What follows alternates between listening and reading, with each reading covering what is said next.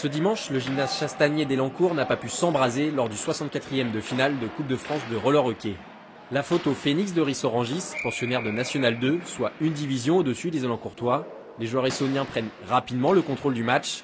Dépassés certainement par le rythme, les Chocs sont sanctionnés à de nombreuses reprises et encaissent la plupart de leurs buts en contre. Mais l'essentiel était de faire tourner le groupe et donner leur chance aux joueurs qui ne jouent pas forcément en championnat, comme le jeune gardien de but des Chocs, Benoît Robin, habituel doublure de Mathias Guy. Une inexpérience ajoutée à quelques déchets en sortie de zone ou au shoot ont rendu de nombreux palais au Phénix.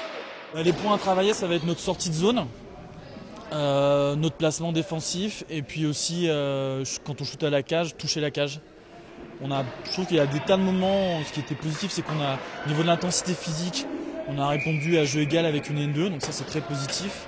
Après c'est sûr qu'il faut qu'on marque plus, il faut qu'on shoot vraiment plus à la cage. Et ça a été un défaut sur ce match-là aujourd'hui. Les Chocs ont pu se rendre compte de l'écart de niveau entre les deux championnats, même si à l'arrivée le score est un peu sévère, 12-2.